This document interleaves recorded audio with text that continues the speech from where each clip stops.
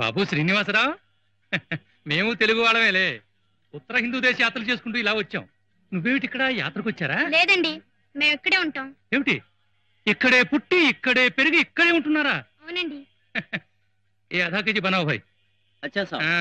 అరే రే రే, నీకున్న విద్వత్తంతా ఇక్కడ ఇలా గంగపాలు చేసేస్తున్నావా? అక్కడ కృష్ణ, గోదావరి, పెన్న, కావేరీ నదులుండగా అయినా ఇప్పటికీ మించిపోయిందేం లేదులే. ఇద్దరు డబ్బులున్నాయా? ఉన్నాయండి. ఏ మ్యాంగో 1 కేజీ బాంధో. అచ్చా సాబ్. నీకు మ్యూజిక్ డైరెక్టర్ కేవీఎం తెలుసా? మామ మహాదేవన్ మూగ మనసులో శంకరాభరణం మ్యూజిక్ కట్టాడు. తెలియదండి, మాకు ఆ సినిమాలు రావు కదా.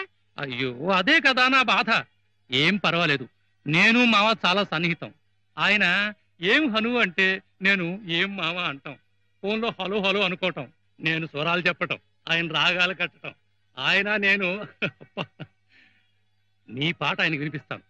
బాలు బిజీ అయిపోయాడుగా. ఆయన ఎవరండి? అదే కదా నా బాధ. నువ్వు ఇక్కడ గంగ పక్క నుండి పోయావు, నీకు ఈ విషయాలేం తెలియటం లేదు. బాలు అంటే ఎస్పి బాలసుబ్రహ్మణ్యం, మన ఆంధ్రుడే. ఇప్పుడు ఇండియాలో మకుటం లేని చక్రవర్తి ప్లేబ్యాక్ లో. మే ఇద్దరం ఫ్రెండ్స్లే. వాడు నన్ను ఏమిరా హను అంటే నేను ఏమిరా బాలు అంటాం. ఫోన్లో హలో హలో అనుకోవటం, కొట్టుకోవటం, తిట్టుకోవటం, కసురుకోవటం. వాడి మధ్య బిజీ అయిపోయి తెలుగులో పాడలేకపోతున్నాడు. అంచేత నీ చేత పాడిద్దామని. నువ్వు గనక మా అమ్మగారు. తెలుసు. ఏం హనుమాన్లు, బాబుకి ఏదో చెప్తున్నట్టున్నావు? ఏం లేదమ్మా. బాబా అమ్మా, నువ్వింటికెళ్ళు. తాతయ్య నానమ్మ కంగారు పడుతున్నారు. అలాగేనమ్మా. మీ ఊరగాయలు? వద్దు బాబు. అమ్మా, అయితే అప్పటి నుంచి ఇన్ని సంవత్సరాలు ఇక్కడే ఉంటున్నారా అమ్మా? అవును. అక్కర్లేదనుకున్న వాళ్ళకి దగ్గరగా ఉండే కన్నా తెలియని వాళ్ళ మధ్య కలో గంజో తింటూ బతకడం గౌరవం అనుకున్నాం. మావయ్య అత్తయ్యతో ఇక్కడికి వచ్చేసాం. ఆ గంగా భవాని పుణ్యమా అని బాబుకు సంగీతం నేర్చుకునే చక్కటి అవకాశం దొరికింది. నానమ్మ, ఇంతవరకు ఎంత డబ్బు పోగైంది? ఏమిట్రా రోజు అదే ప్రశ్న? ఏ మేమేమైనా తినేస్తున్నామనా? అది కాదు నానమ్మ, డబ్బు సరిపోతే మనం మనూరెళ్ళి సంగీత భారతి మొదలెట్టొచ్చు కదా అని. ఓహో అదా. That is your grandfather's department. ఆయన అడుగు. ఎందుకు? బుగ్గ మీద ఇలా టప్పని కొట్టి నవ్వటానికా? అసలు తాతయ్యకి నమ్మకమే లేదు నేను కష్టపడి డబ్బు సంపాదించి సంగీత భారతి కడతానని.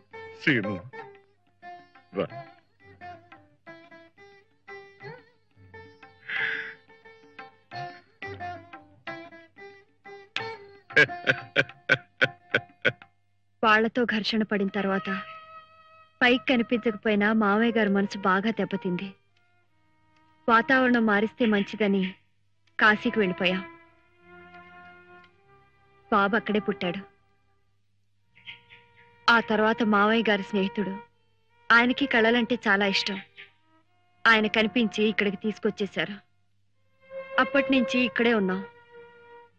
క్షణక్షణం ఒంటరితనంలో ఉండే ఒడిదుడుకులు ఎదుర్కొంటూ బ్రతకటానికి కావలసిన ఓర్పు సహనం నేర్చుకుంటూ ఇలా కాలం గడుపుతున్నాను. కట్టుకున్న భర్తకి దూరమై పాపమే చేశాను. ఆ పుణ్య దంపతులకు సేవ చేస్తూ పుణ్యమే చేస్తున్నాను. ఆ దైవమే నిర్ణయించాలి.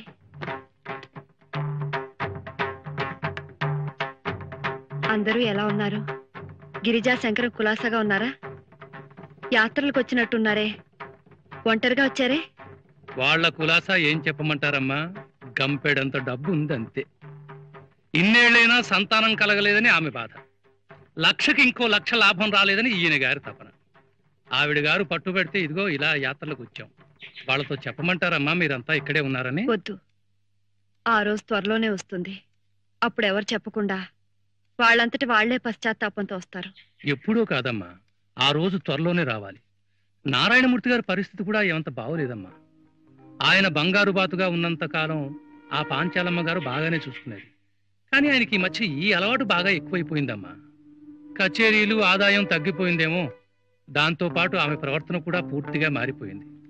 ఆయన ఆరోగ్యం దెబ్బతినక ముందే మీరొచ్చి అన్ని చక్కదిద్దాలి. వారందరినీ మీరే దారి తీసుకురావాలమ్మా. వస్తాను, తప్పకుండా వస్తాను.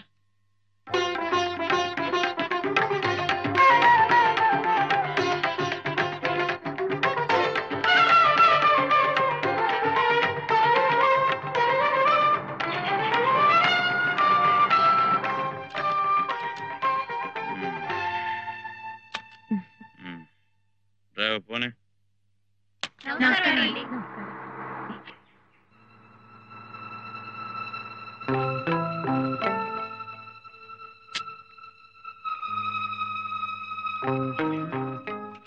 ఇప్పుడేగా పుచ్చుకునొచ్చావు మళ్ళీ కొంచెం ఒక్క ఆవృతం. నువ్వు ఈవేళ చీఫ్ గెస్ట్ ఇలా తాగేస్తుంటే అక్కడ ఏం మాట్లాడతావు వాళ్ళు ఏం నేర్చుకుంటారు. మాట్లాడతాను. నమస్కారం.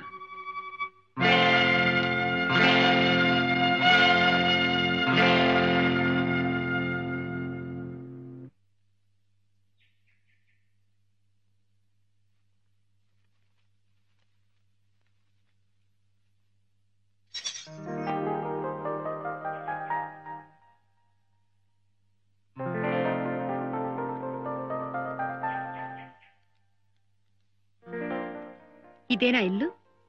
అవునమ్మా, మీరు కోరినట్టుగానే పక్కనే దొరికింది ఇల్లు.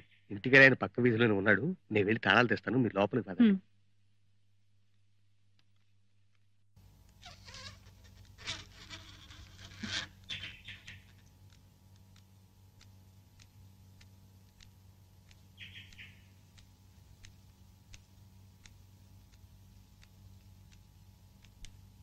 ఏమిటిది?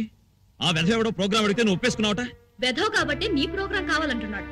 అసలు మన సంగతి తెలిసి ఎవరిస్తారు? నువ్వు కరెక్ట్ గా వస్తావో రావో తెలీదు, వచ్చినా పాడతావో లేదో తెలీదు. వెధవ మూడ్సు నువ్వు. అందుకని ఆర్గ్యుమెంట్స్ అనవసరం. అడ్వాన్స్ కూడా తీసుకున్నాను, వెళ్ళి తీరాల్సిందే.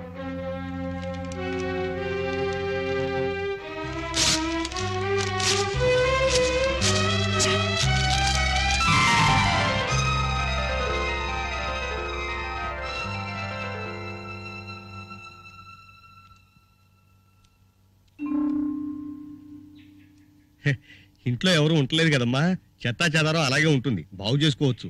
ఇంటి వాళ్ళతో మాట్లాడొచ్చాను, మీరు కూడా ఒకసారి ఇల్లు చూసి ఏం చూడక్కర్లేదు, బాగానే ఉంది. నువ్వు వెళ్ళి బాబుని సామాన్లు తీసుకురా. అలాగేనమ్మా. అందుకే అన్నారు జనని జన్మభూమిశ్చ స్వర్గాదపి గరీయసి అని. మళ్ళీ ఈ గాలి, ఈ నీరు, ఈ వాతావరణం చూస్తుంటే ఇంకో జన్మెత్తినట్టుగా ఉందయ్యా రంగయ్య. మళ్ళీ ఇక్కడికి రావాలన్న కోరిక కలిగింది. అదే 10,000 బాబు. అంతా నీ మనవరాలు సంకల్పం. ప్రస్తుతం మేమంతా నిమిత్త మాత్రం. కర్త కర్మ క్రియ అంతా సీతే. ఏమిటో ఈ ఏడాది ఎండలు చాలా విపరీతంగా ఉన్నాయి కదా. ఇక్కడ సాయంకాలం నేను రావడానికి లేట్ అవుతుంది. ఓపికంటే మీరు వంట చేయండి, లేకపోతే క్యారేజీ తెప్పించండి. ఓకే?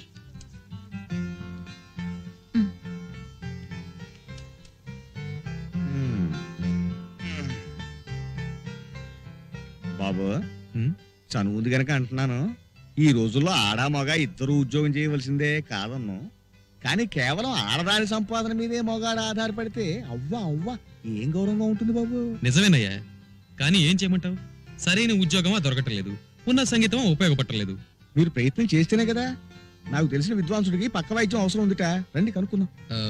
బానే ఉంది కానీ అతను ఎంత పెద్ద విద్వాంసుడో ఏమిటో. మనమా వయలును ముట్టుకుని ఎన్నో ఏళ్ళు అయిపోయింది. తీరా ఆయన పక్కన కూర్చున్న తర్వాత కాలు చెయ్యి ఆడకపోతే ఆ విషయం వారికి ముందే మనం చేసుకుంటాం. వారే ధైర్యం చెబుతారు, ఆ తర్వాత కాలు చేతులు వాటంతా అవే ఆడతాయి. అమ్మ త్వరలోనే నా చేత ఇక్కడ ఒక కచేరీ పెట్టించడానికి అన్ని ఏర్పాట్లు చేస్తోంది. అన్ని అనుకున్నట్లు జరగగానే తెలియపరుస్తాను. అంతేనా, ఇంకేమన్నా రాయాలా? నానమ్మ గారికి నా నమస్కారములు చెప్పవలసింది. నానమ్మకు ఇవాళ పోస్ట్ చేసేసి. అలాగే. ఓ శ్రీనివాసరావు, మేము తెలుగు వాళ్ళమేలే. ఉత్తర హిందూ దేశ యాత్రలు చేసుకుంటూ ఇలా వచ్చాం. నువ్వేమిటి ఇక్కడ యాత్రకు వచ్చారా? లేదండి, మేము ఇక్కడే ఉంటాం. ఏమిటి, ఇక్కడే పుట్టి ఇక్కడే పెరిగి ఇక్కడే ఉంటున్నారా? అవునండి. ఏ ఆధా కేజీ బనావు భాయ్. అరే రే రే, నీకున్న విద్వత్తంతా ఇక్కడ ఇలా గంగపాలు చేసేస్తున్నావా? అక్కడ కృష్ణ, గోదావరి, పెన్న, కావేరీ నదులుండగా అయినా ఇప్పటికీ మించిపోయిందేం లేదులే. ఇద్దరు డబ్బులున్నాయా? ఉన్నాయండి. ఏ మ్యాంగో 1 కేజీ బాంధవ్. నీకు మ్యూజిక్ డైరెక్టర్ కేవీఎం తెలుసా? మామ మహాదేవన్ మోగ మనసులో శంకరాభరణం మ్యూజిక్ కట్టాడు. తెలీదండి, మాకు ఆ సినిమాలు రావు కదా. అయ్యో, అదే కదా నా బాధ. ఏం పర్వాలేదు, నేను మావ చాలా సన్నిహితం. ఆయన ఏం హను అంటే నేను ఏం మావ అంటాం. ఫోన్లో హలో హలో అనుకోవటం, నేను స్వరాలు చెప్పటం, ఆయన రాగాలు కట్టడం. ఆయన నేను నీ పాట ఆయనకు వినిపిస్తాను. బాలు బిజీ అయిపోయాడుగా.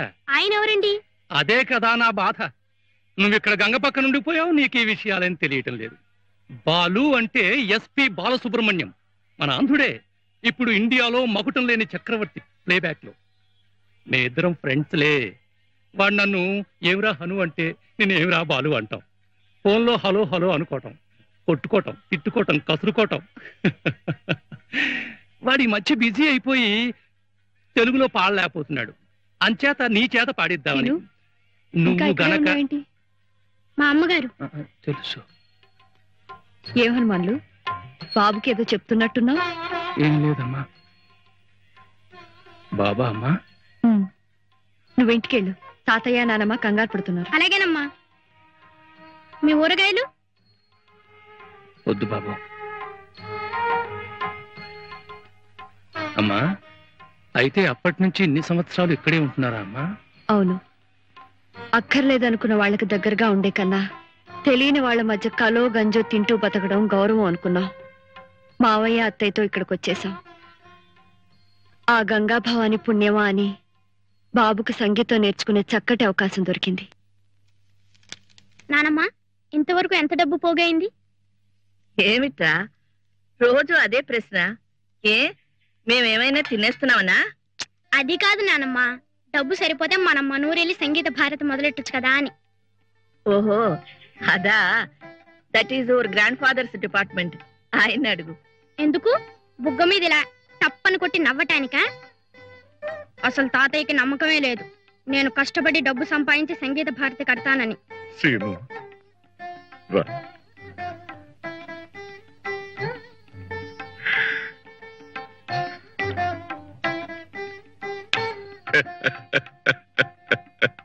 వాళ్లతో ఘర్షణ పడిన తర్వాత పైకి కనిపించకపోయినా మామయ్య గారి మనసు బాగా దెబ్బతింది. వాతావరణం మారిస్తే మంచిదని కాశీకి వెళ్ళిపోయాం. బాబు అక్కడే పుట్టాడు. ఆ తర్వాత మావయ్య గారి స్నేహితుడు, ఆయనకి కళలంటే చాలా ఇష్టం, ఆయన కనిపించి ఇక్కడికి తీసుకొచ్చేశారు. అప్పటి నుంచి ఇక్కడే ఉన్నాం.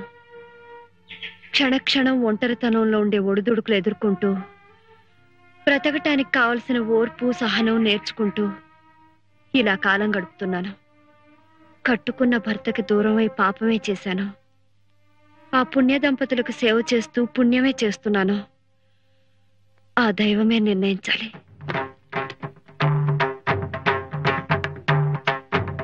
అందరూ ఎలా ఉన్నారు? గిరిజా శంకరం కులాసాగా ఉన్నారా? యాత్రలకు వచ్చినట్టున్నారే, ఒంటరిగా వచ్చారే?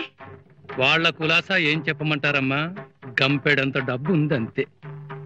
ఇన్నేళ్లైనా సంతానం కలగలేదని ఆమె బాధ, లక్షకి ఇంకో లక్ష లాభం రాలేదని ఈయన గారి తపన. ఆవిడ గారు పట్టుబెడితే ఇదిగో ఇలా యాత్రలకు వచ్చాం. వాళ్ళతో చెప్పమంటారమ్మా మీరంతా ఇక్కడే ఉన్నారని? వద్దు, ఆ రోజు త్వరలోనే వస్తుంది. అప్పుడు ఎవరు చెప్పకుండా వాళ్ళంతటి వాళ్లే పశ్చాత్తాపంతో వస్తారు. ఎప్పుడూ కాదమ్మా, ఆ రోజు త్వరలోనే రావాలి. నారాయణమూర్తి గారి పరిస్థితి కూడా ఏమంత బాగోలేదమ్మా.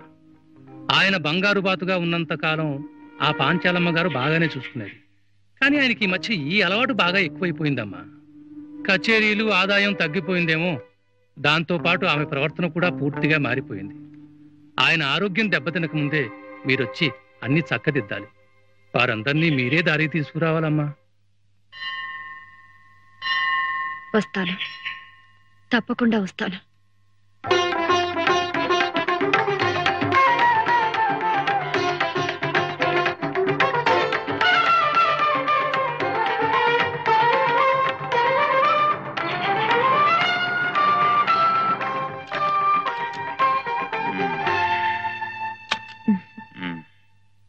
పోనీ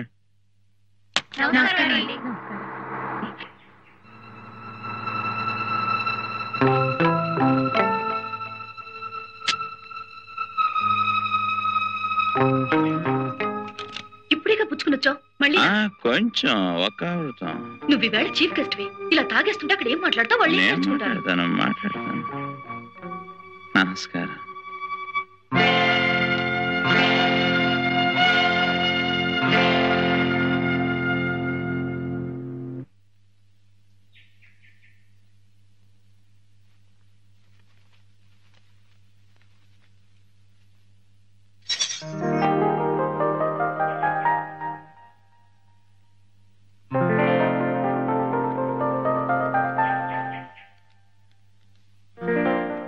ఇదేనా ఇల్లు?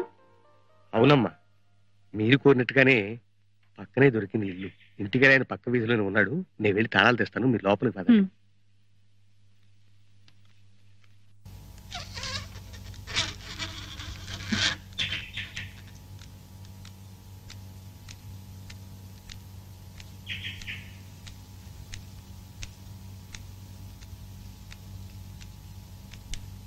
ఏమిటిది? ఆ వెధవ ఎవడో ప్రోగ్రామ్ అడిగితే నువ్వు ఒప్పేసుకున్నావట? వెధవ కాబట్టి నీ ప్రోగ్రాం కావాలంటున్నాడు. అసలు మన సంగతి తెలిసి ఎవరిస్తారు? నువ్వు కరెక్ట్ గా వస్తావో రావో తెలీదు, వచ్చినా పాడతావో లేదో తెలీదు. వెధవ మూడ్సు నువ్వు. అందుకని ఆర్గ్యుమెంట్స్ అనవసరం. అడ్వాన్స్ కూడా తీసుకున్నాను, వెళ్ళి తీరాల్సిందే.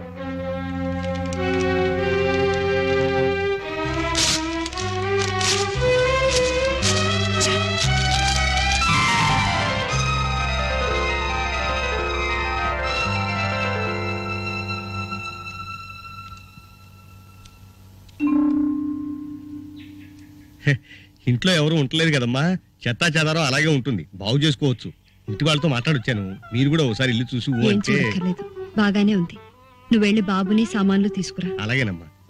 అందుకే అన్నారు జనని జన్మభూమిశ్చ స్వర్గాదపి గరీయసి అని. మళ్ళీ ఈ గాలి, ఈ నీరు, ఈ వాతావరణం చూస్తుంటే ఇంకో జన్మెత్తినట్టుగా ఉందయ్యా రంగయ్య. మళ్ళీ ఇక్కడికి రావాలన్న కోరిక కలిగింది, అదే 10,000 బాబు. అంతా నీ మనవరాలు సంకల్పం. ప్రస్తుతం మేమంతా నిమిత్త మాత్రం. కర్త కర్మ క్రియ అంతా సీతే. ఏమిటో ఈ ఏడాది ఎండలు చాలా విపరీతంగా ఉన్నాయి కదా. ఇక్కడ ఆపు. సాయంకాలం నేను రావడానికి లేట్ అవుతుంది. ఓపికంటే మీరు వంట చేయండి, లేకపోతే క్యారేజీ తెప్పించండి. ఓకే?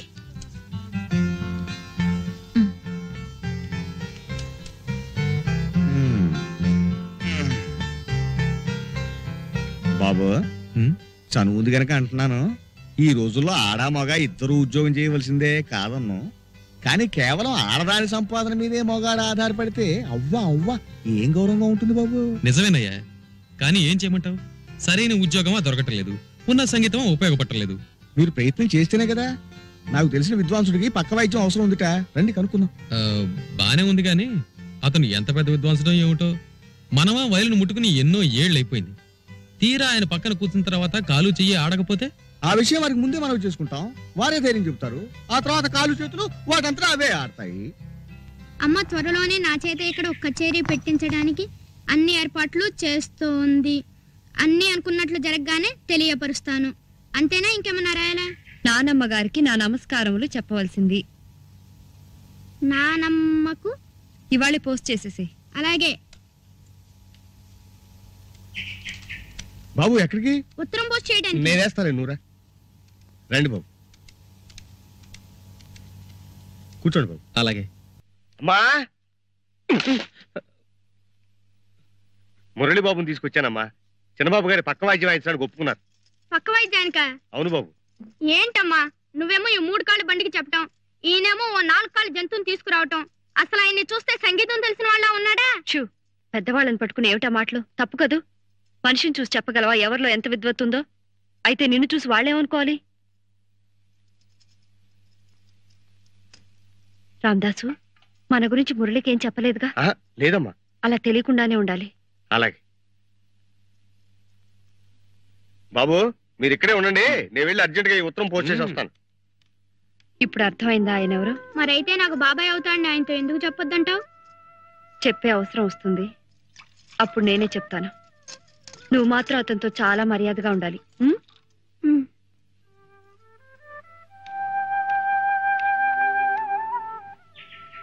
ఎక్కడ బాబు? కాఫీయా? అవునండి. పోస్ట్ ఆఫీస్ చాలా దూరమా? పక్కనేనండి, వచ్చేస్తాడు. కాఫీ బాగుందో? థ్యాంక్స్ అండి. ఒరే బాబు, రారా. కొట్టుకెళ్ళి ఓ చార్మినార్ ప్యాకెట్, ఒక అగ్గిపెట్టి తీసురా. మిగతా చిల్లర పెట్టి చాక్లెట్లు కొనుక్కో. చాక్లెట్ వద్దండి. అరే పర్వాలేదులే బాయ్. మళ్ళీ అక్కడికి? వారికి సిగరెట్ పెట్టి అగ్గి పెట్టి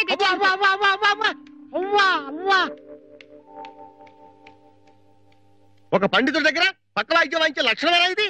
అవ్వా అవ్వా, మీరు ఇలా అర్థమైన పనులు చేస్తుంటే మన పని ఎలా జరుగుతుంది?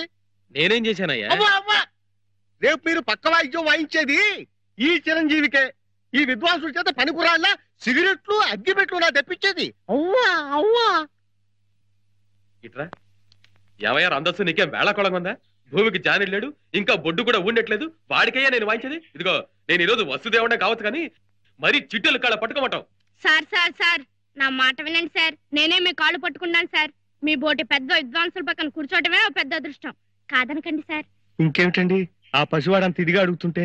ఏమిటి రావదాసు మరి నువ్వును? కయ్యానికైనా బియ్యానికైనా సమబుద్ధి ఉండాలన్నారు. అందులోనూ ఇది శాస్త్రీయ సంగీతం, 10 మంది మధ్యలో కచేరీ. ఏమన్నా జరిగితే ఒక్క అవకాశం ఇవ్వండి సార్. మీకు నచ్చకపోతే అప్పుడే మానేద్దరు గాని. ఇంకేం మాట్లాడకండి. అది కాదు అడ్వాన్స్ ఇప్పిస్తాను.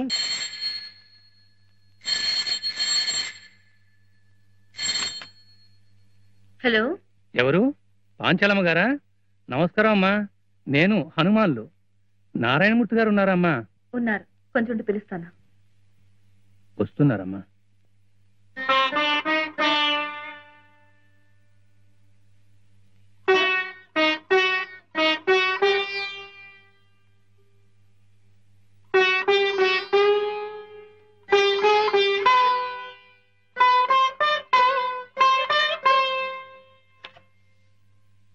హలో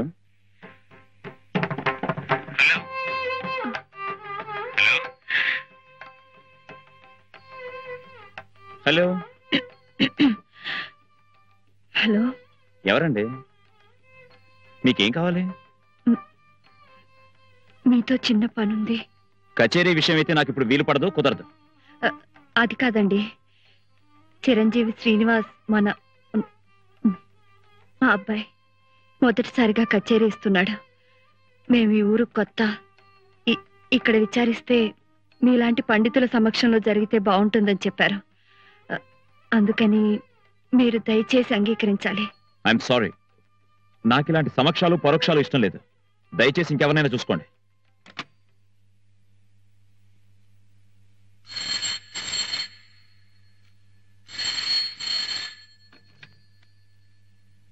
హలో, మిమ్మల్ని విసిగిస్తే క్షమించాలి.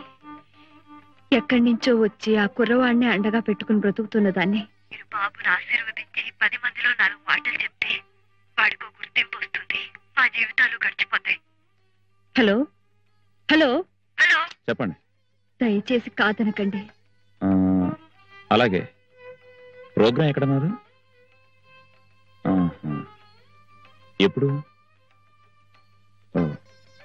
వస్తాను. తప్పకుండా వస్తారు కదా? వస్తానంటే వస్తాను. హనుమాన్లు, ఏంటమ్మా? రేపు మినిస్టర్ గారు మన ఇంటికి వస్తున్నారు. ఇంకో అరగంట ఆలస్యం అయ్యేలా ఉంది. నువ్వు ఇంటికి వెళ్ళి డాడీతో. అది కాదమ్మా, మినిస్టర్ గారి ప్రోగ్రాం ఎల్లుండి పెట్టుకుంటే మంచిది. ఎందుకు? మనం తీర్థయాత్రకి వెళ్ళినప్పుడు ఓ బుజ్జి బాబుని చూసాం, చిరంజీవి శ్రీనివాస్. గుర్తుందా మీకు? అవునయ్యా, ఆ బుజ్జి మొహం వాడును ఇంకా కళ్ళలో కదులుతున్నాడు. అతగాడు ఇప్పుడు ఇక్కడే ఉంటున్నాడమ్మా. అలాగా? రేపు రాత్రికి ప్రోగ్రాం. మీ బావగారు నారాయణమూర్తి గారు ముఖ్య అతిథి. అవునా? సభకు నమస్కారములు.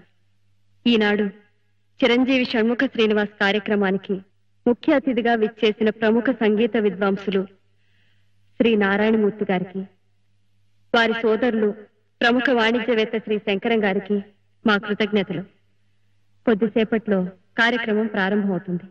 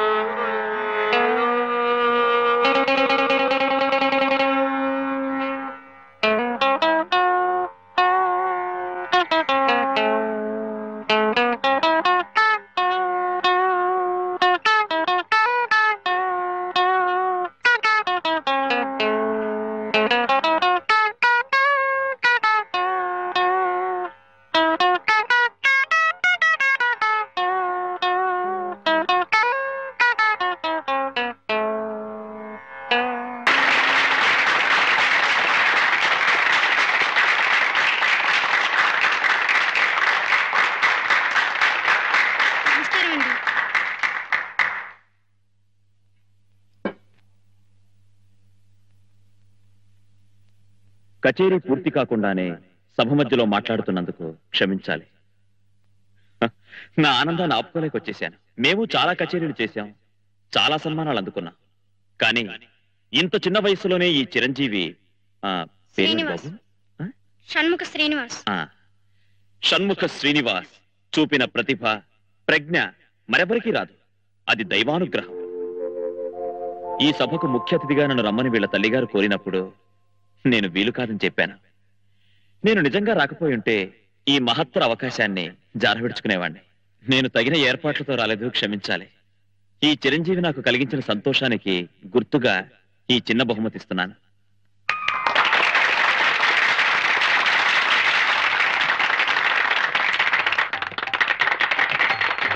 బాబాబు శ్రీనివాస్ ఒక నిమిషం. ఈ చిరంజీవి మాకు కలిగించిన సంతోషానికి గుర్తుగా మా దంపతులం 116 116 కదండి 1116 అదే 1116 సమర్పించుకుంటున్నాం.